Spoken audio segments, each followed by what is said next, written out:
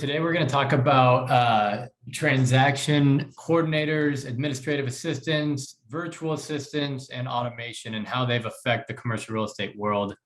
Why don't you start by just giving us a 1 or 2 minutes on your background? I know you've been in the business 30 plus years, but start with your background. So in 1984, I started being a commercial office broker with a company called Grubb & Ellis. In 1991, I helped start with 7 other guys, Lee & Associates, Arizona. And since 1991, I have been a principal, one of the founding principals at Lee & Associates, Arizona. We do office lease transactions and have been doing hundreds of transactions each and every year for the last 37 years. So now the numbers are pretty big. We tend to close an office lease or sale once every 2 days and have done that now for over 20 years. So we're in the transaction business, and I think that's where my experience we can talk about that today will lend to what we're going to talk about.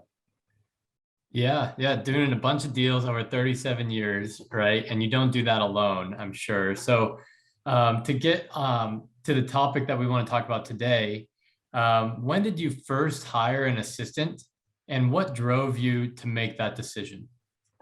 I found really early on. So I first started by hiring a runner, Tom Jacobs, who's actually still in the business today.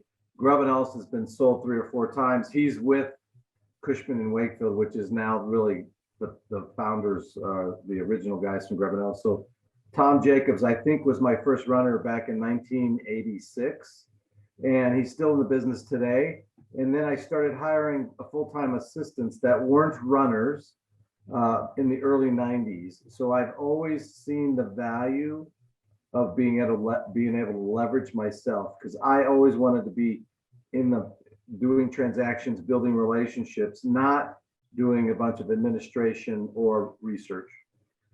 Gotcha. And so you started with runners. You then said you hired an assistant in the 90s. And I know you've had one ever since, at least one. And so real quick, tell me the difference between a runner, an assistant, maybe an administrative assistant, and a transaction coordinator. So how do you see the 3 being different? Yeah, great question. Runners are junior brokers trying to get into the business, and it's an apprentice program. They are, and they still, even today, we have 2 runners today. They tend to work massive amounts of hours, 70 hours a week. They get paid very little money, and they learn the business. It's a very difficult business to learn and to survive in. And so we put them through the paces. I think we're on our number 15th or 16th runners right now.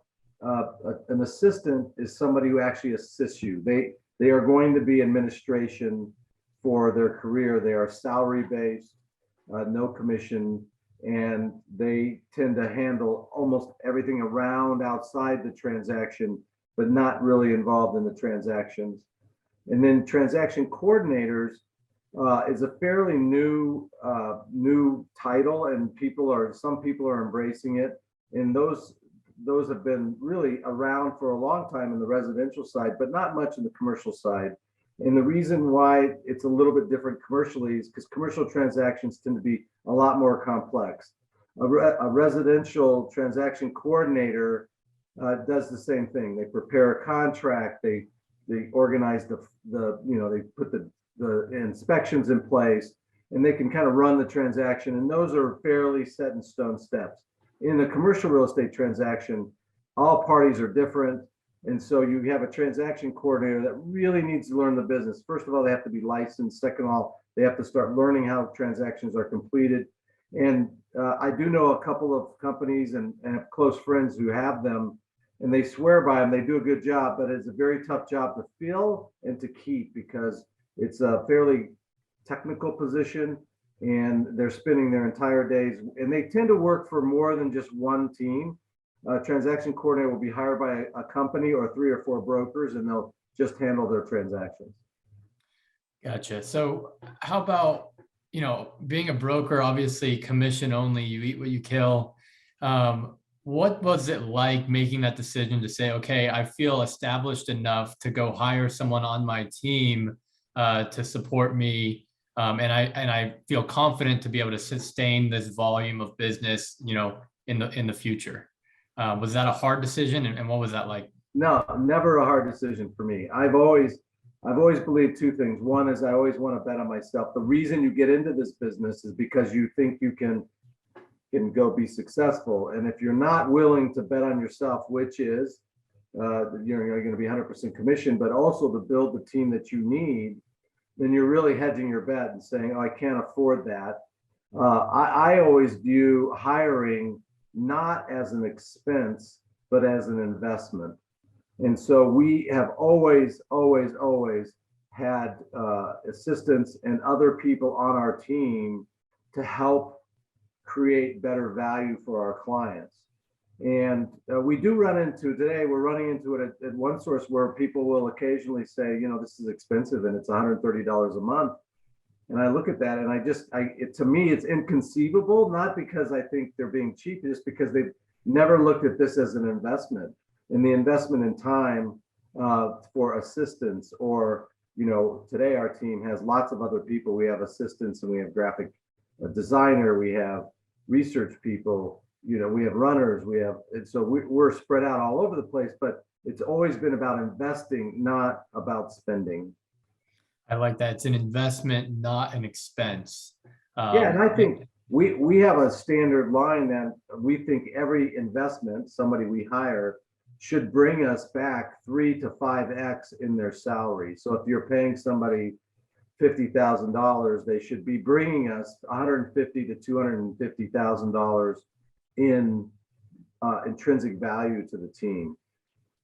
But how'd you come up with that number? It's just something that we want to look at a return on our investment, and we go, okay, if I have this time free, if this person's going to do this for me, number one, they're going to do it for me, and it's going to free me up to go make more money. So I think I can go spend that time and make money, and I value my time very expensively. And then number two, not only do they free me up from doing stuff that I would have to do, but they free me up from things that I'm not very good at. I think I'm really good at building relationships and negotiating transactions. I'm not really good at filing. I'm not really good at creating processes. In fact, all of the processes we have today, I envisioned over a long period of time, but couldn't execute on those until I had Chelsea Clifton, who was a process freak, and she's so good at it. So today, my vision and her abilities have created processes that no other teams have that I've seen in the country. That's awesome. So you talk about investments in people and investments in technology, and technology is something, today has really opened up the remote workforce, and to go back to our topic, the overseas or the virtual assistant. And I imagine that's something that's new to the industry. And my question for you is, when did you first hire a virtual assistant, and what triggered that decision? So again, we're always looking for if this is our whole team and this is what we do, where are we spending time that we can leverage where other people can do it. And we are very active. We're very active, as you know, writing blogs. We call it our narrative. I have this Lifeys, which has been going now for almost a decade. That's a personal project, a personal weekly email on a little life lesson.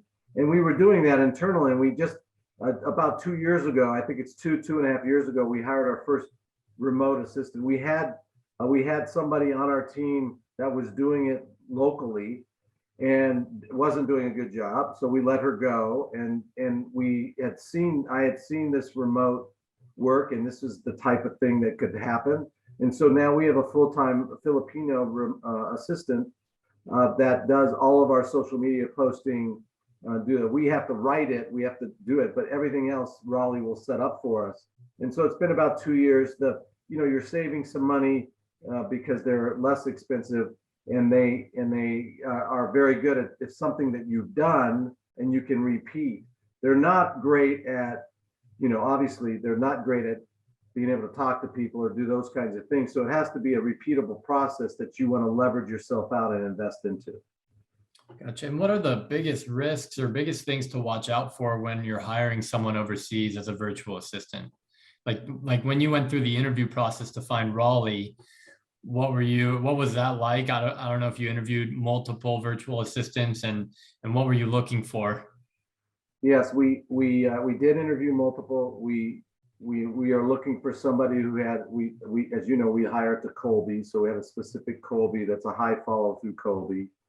We looked at their English skills, because this is a person who's going to put out English, even though we edit it and we have a professional editor on our team. We needed somebody who could catch things in advance, and somebody who had done before. And it seems like most of these virtual assistants have this capability. They're doing a lot of social media posting. I did interview somebody who was answering phones for a dental clinic during the day in Dallas, Texas. So they would work the normal Dallas hours, and they would answer the phone remotely and then transfer them to people. So I thought that was an interesting use of a remote.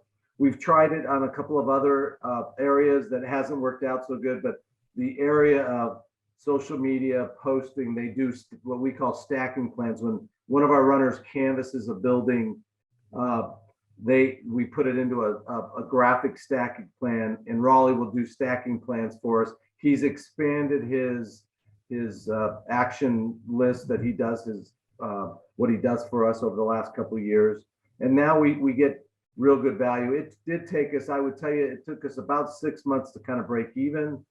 The second 6 months, we were, 6 to 12 months, we were making a little bit of money. And then now I think we're getting the value that we were looking for, that we always look for in everybody, this 3 to 5x. We're starting to see that with him. That's awesome. So you've teased this a little bit, but you've talked about graphics design, virtual assistant, in-house local assistants. You said professional editor. What is the makeup of your team? I mean, I don't know any brokerage teams that have graphics design and editors and all of that. So, Yeah. so just tell us how you built this team and why. Well, the team is built one brick at a time. It starts at the core, which is Andrew Cheney has now been my partner for 20 years. He started as a runner. He ran for 2.5 years, and then I invited him on as my first partner, and now we're the Coppola Cheney team. And then our next hire that's been with us a long time is my personal assistant, Chelsea Clifton, who's irreplaceable. Then we brought Greg Kafka on, who's our third partner. He's been with us 11 years. We have runners. And what we do, Charlie, is we really just look at where the industry is going, and we try to meet it there. The Wayne Gretzky quote, we want to skate to where the puck's going to be. And we found that over time in the office division, it's not the same in other divisions, but certainly in the office division, we're competing with, JLL, CBRE on a daily basis. And those folks have tremendous resources that a smaller company like Lean Associates doesn't have, but we want to compete with them. So we tend to throw more resources at it. And I really have built this one brick at a time. And of course the shape changes all the time, but we're constantly thinking about the future, and we are thinking about technology. It's not just people, it's about technology. Like 10 years ago, we would never have been able to have a remote assistant in the Philippines. 10 years ago, or 10 to 15 years ago, we wouldn't have been able to have Lifeys or My Narrative Weekly that we put out. And so those are things that have changed, and we've changed with them. So we've added to it. The graphics piece, we added a full-time graphics person. He actually lives in Australia now. He was here, moved home, and we retained him, and it's worked great. So we have 2 people who work overseas for us now. And Peter works, the Australian hours, his daytime hours are our nighttime. So we send him something at 5 o'clock, and we get it the next morning at 8, and it's fantastic. But that's just an outcome of the market telling us, hey, you have to have better materials, you have to have better marketing, you have to do better job of that. And so we've done that. We've hired to it. Yeah, so it's all in the name of kind of staying ahead of the market, or remaining competitive in the market, and not just competitive, at the top. Well, that kind of Go ahead. To your point, the business is a son of a bitch, and it doesn't get easier. And so we know that, and we're trying to make our lives as brokers. We have 3 partners now. We're trying to make those brokers' lives seriously focused on. And if you look at their time breakdown now, 70% of all their time is spent on transactions, literally working on touring, negotiating proposals, lease negotiations. We call it service delivery. 70% or more of their time is spent on that. And that's so that we can put them in their unique abilities to do transactions and allow other people who have different unique abilities to do the work that needs to be done that's not necessarily transaction based. Yeah, so the idea of leveraging yourself and putting people into their you call it unique abilities, right? So what people on your team can do what they're good at and best at.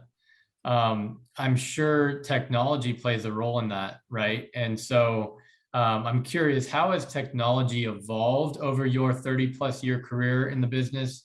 And has it ramped up? Are more brokers talking about technology adoption today than they were in the 90s?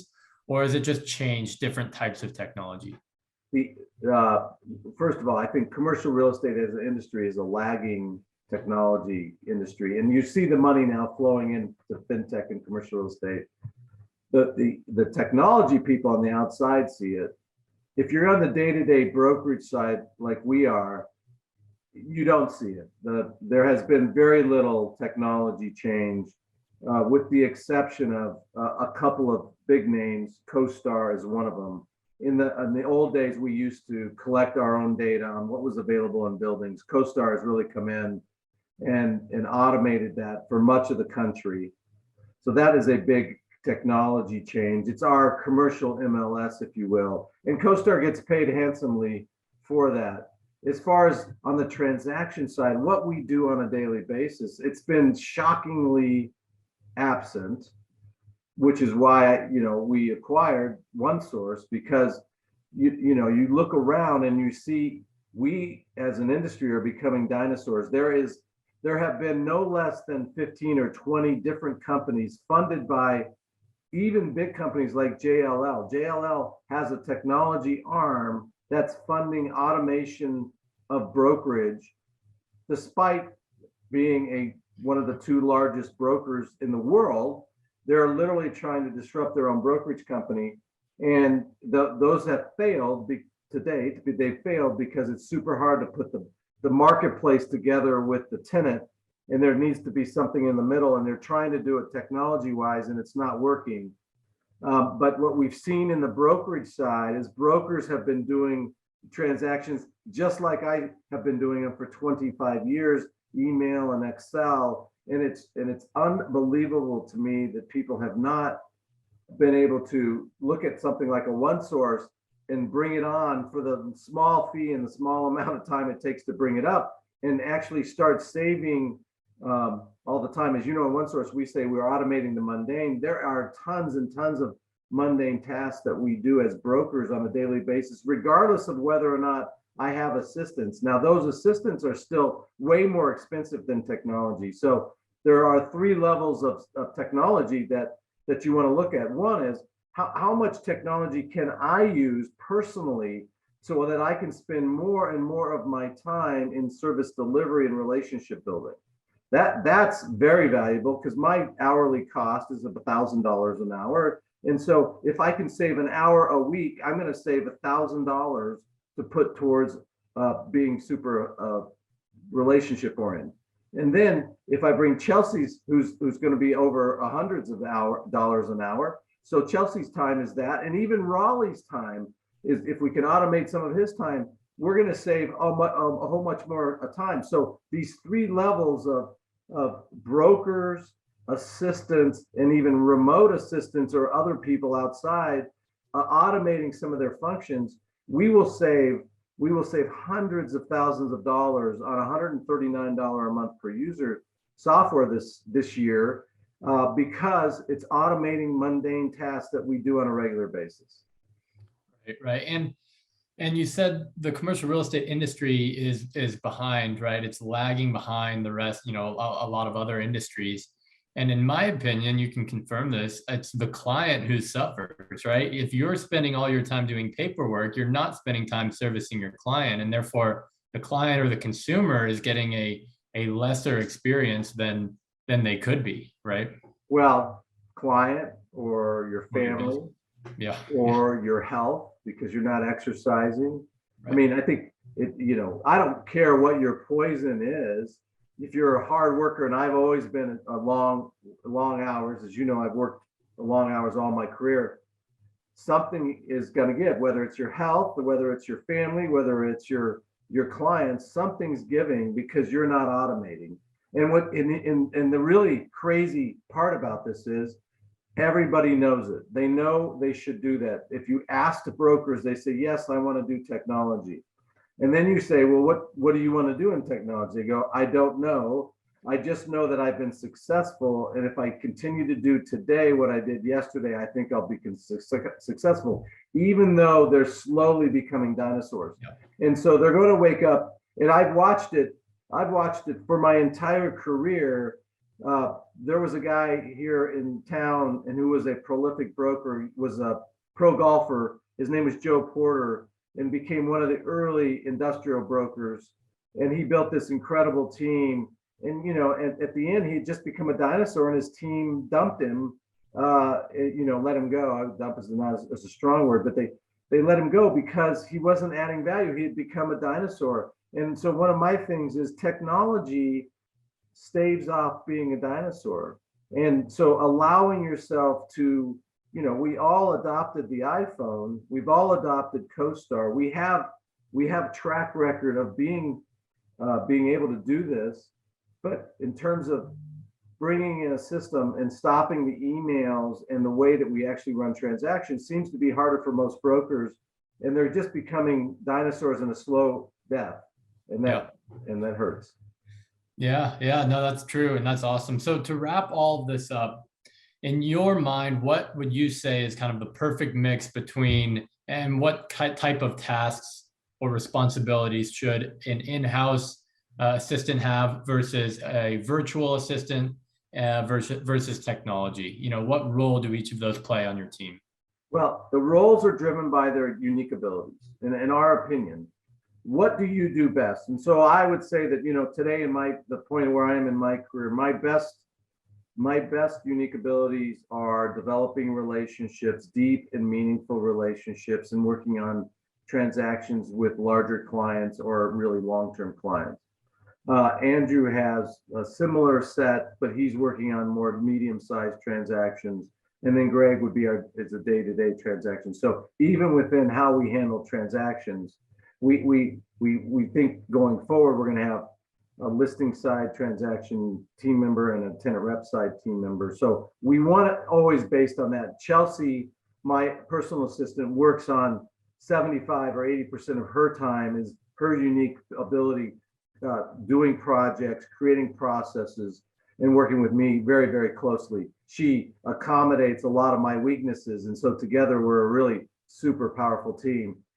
So Raleigh was hired as a hired gun really to do social media. So, and we looked for that skill set.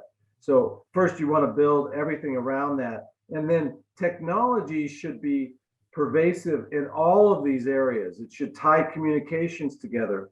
Chelsea and I, because we're on OneSource, and my teammates all share deal rooms.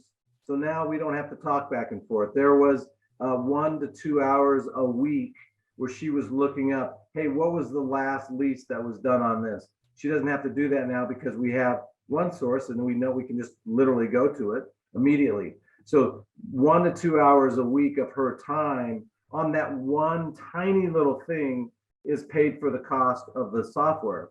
So if you expand that, we are getting, we're trying to get this 3 to 5x on every one of our people. We're getting 10 to 40x on our software costs with OneSource, which has been incredible, allowing us to be a better team. That's awesome. That's awesome. So the industry is changing on the people side, on the technology side, it's great to talk to someone who is, running transactions day to day and also very involved on the technology side, obviously with OneSource. And so thank you. You teased this a little bit earlier. You said 70% of brokers' time is spent on transactions. I think we're going to talk again here on where a broker spends their time and how and do a deeper dive into that. But this was wonderful, so thank you. Thanks. It was great.